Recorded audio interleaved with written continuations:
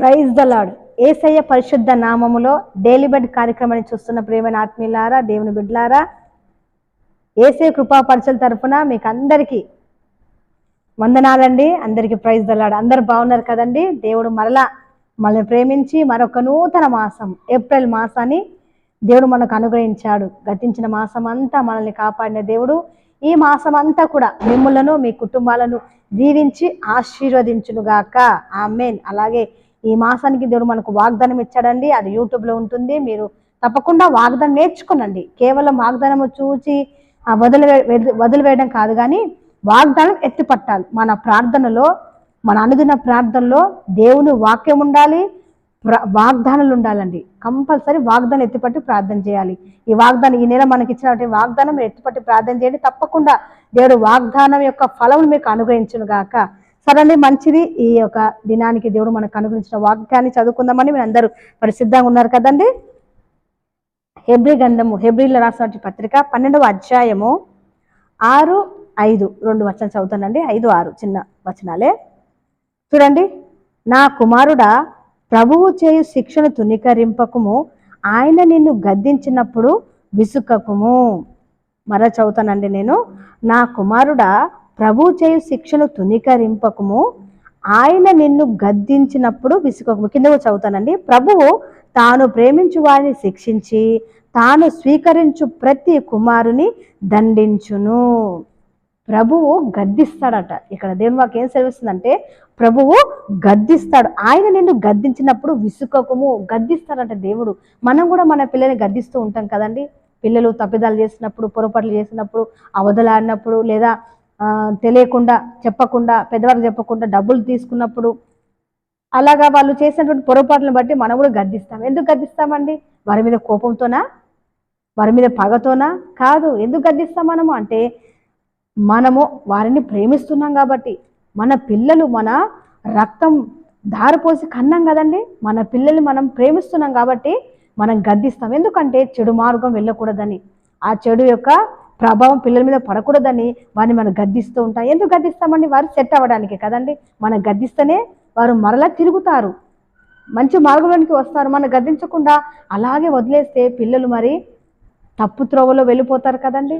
ఆ ఉద్దేశముతో మనం గద్దిస్తూ ఉంటాం. అలాగే మన తండ్రి, నిన్ను నన్ను సృజించినటువంటి తండ్రి మనల్ని గద్దిస్తాడు. ఎందుకు గద్దిస్తాడు? కోపంతోనా? కాదు. పగతోనా? ప్రతీకారంతోనా? కాదండి. ఎందుకండి?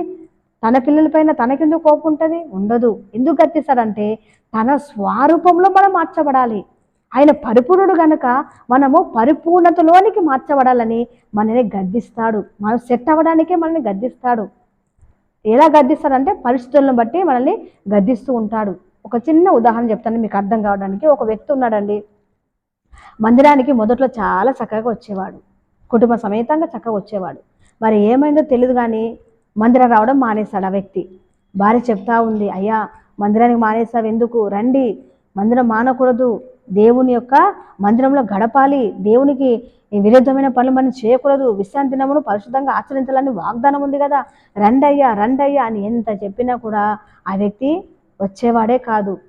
ఆ టైంలో తను వేరే బిజినెస్ చేస్తూ ఉండేవాడు. ఇంకా డబ్బులు సంపాదించాలి, డబ్బులు చాలా సంపాదించాలి, ఘనంగా ఉండాలి, రిచ్గా ఉండాలి, గొప్పగా ఉండాలనే ఉద్దేశంతో డబ్బు మీద మనసు వ్యామోహం పెంచుకొని మందిరం రావడం మానేశాడు. అయితే ఏమైందంటే సడన్గా తనకు కళ్ళు తిరిగి పడిపోయాడు. హాస్పిటల్కి వెళ్తే షుగర్ టెస్ట్ చేస్తే విపరీతమైన షుగర్ అండి, 400 అబో షుగర్ వచ్చింది.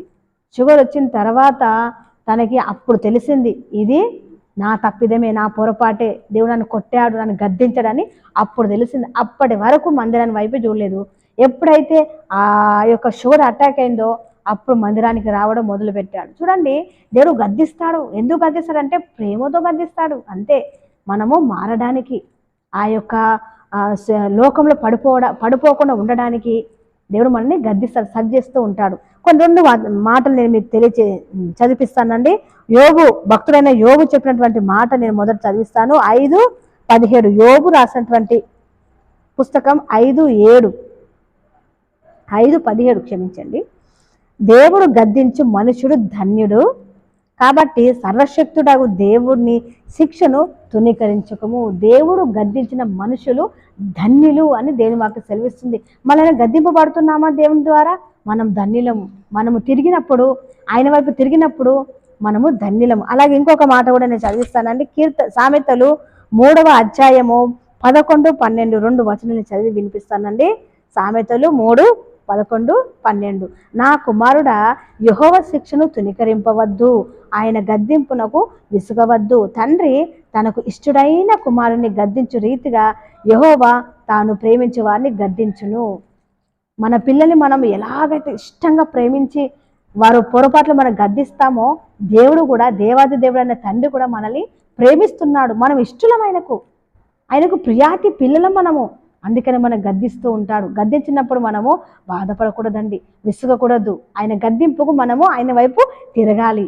హల్లెలూయా, హల్లెలూయా. దేవుడు ఈ యొక్క మాటలను దేవుడు మన ఆత్మీయ మేలు నిమిత్తమే దీవించి ఆస్వాదించునుగాక. ఆమె చిన్న ప్రార్థన చేస్తానండి. స్తోత్రము తండ్రి, మహోన్నతుడా, పరిశుద్ధుడా, నీ ఘనమైన శక్తిగల నామను బట్టి నీకు వందనాలు తండ్రి. ఉదయకాల సమయంలో ప్రభువా, ఈ డైలీ బెడ్ కార్యక్రమం ద్వారా నాయన ఇదిగో మాతో మీరు మాట్లాడినటువంటి మాటలు బట్టి నీకు వందనాలు చెల్లిస్తున్నాం అయ్యా. అయ్యా నాయన, నీవు గద్దించినప్పుడు విసగకూడదని ఈరోజు మాకు నేర్పించారు ప్రభువా, నీకు స్తోత్రాలు నాయన. మేము ఎలాగైతే మా పిల్లల్ని ప్రేమిస్తామో అలాగా నువ్వు మమ్మల్ని ప్రేమిస్తున్నాం కాబట్టి మమ్మల్ని గద్దిస్తూ ఉన్నావు. అది మా మంచి కొరకే, మా మేలు కొరకే, మేము సరి అవ్వడానికి, మేము నీలాగా మారడానికి, మేము నీ స్వరూపంలో మార్చబడడానికే మమ్మల్ని గద్దిస్తూ ఉన్నారు. అయితే మమ్మల్ని గద్దించినప్పుడు మేము సరి చేసుకోవాలి, నీ వైపు తిరగాలి తండ్రి. నీకు స్తోత్రములు. అట్టి రీతిగా మేము ఉన్నట్లుగా సహాయం చేయమని ఇదిగో ఈ మాటలు ఎంతమంది అయితే ప్రియులు ఉంటున్నారో వారందరిని మీరు దీవించి ఆస్వాదించమని యేసు పరిశుద్ధ నామమును బట్టి అడిగి ప్రార్థన చేయుచున్నాము తండ్రి. ఆమేన్. అందరికీ వందనాలండి. ఈ దినమంతా యేసయ్య విశేషమైన కృప కాపుదల మనందరికీ తోడై ఉండునుగాక. ఆమేన్.